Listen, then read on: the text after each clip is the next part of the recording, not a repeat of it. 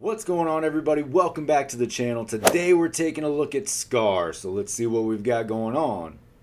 Let's check it out.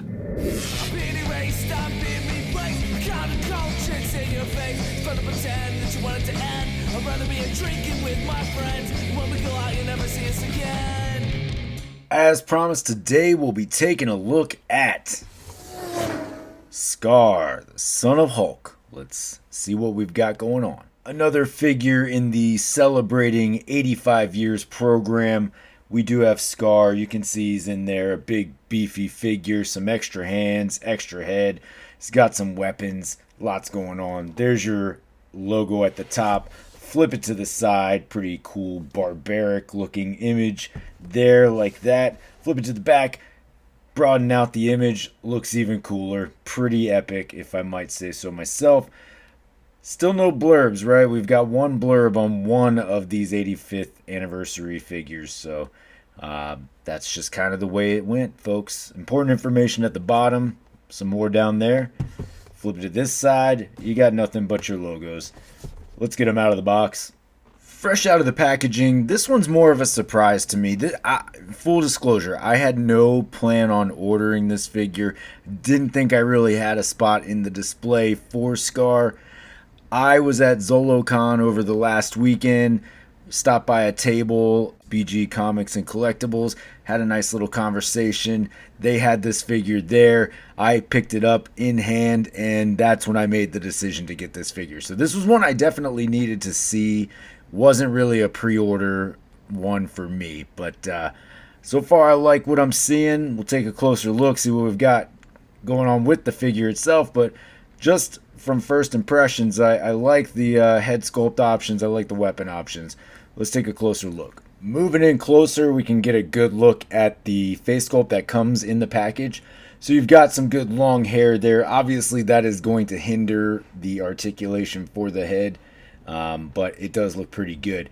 Some good design in there. You get like the tattoo markings. You've got the sort of barbarian-esque attire going on.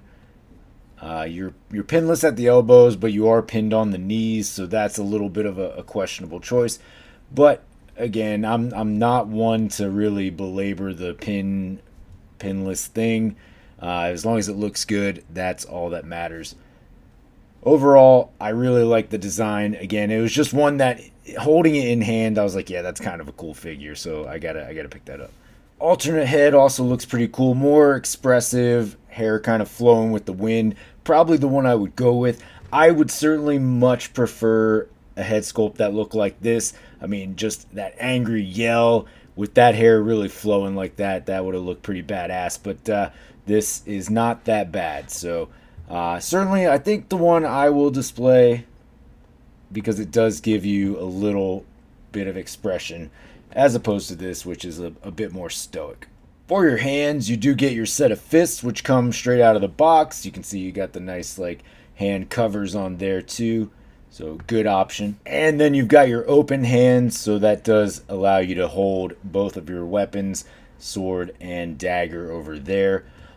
3 out of the 4 hands are on your horizontal hinge, so you can move those around. However, one of these open fists is on your vertical hinge, so it gives you a little bit of option there. There is a sheath in the back for your dagger, so that will just port right in there, holds just fine. Nothing really for the sword, but imagine you could just kind of tuck that into the strap there. For your articulation, with this head sculpt, head will look down to about their chin, almost touching the chest. It will look up to there, so you do get pretty decent angle. For either of these heads, this is going to be the one that you have the most motion with. As you can see, that this one will really limit you. The hair just kind of curls around the back to be more of a fit. You are not getting a lot of motion out of this head sculpt itself. This one, however, will give you a little bit more flexibility moving it around. You are on a butterfly there, but you're still not going to get that real nice butterfly that we're looking for in a Hulk sculpt.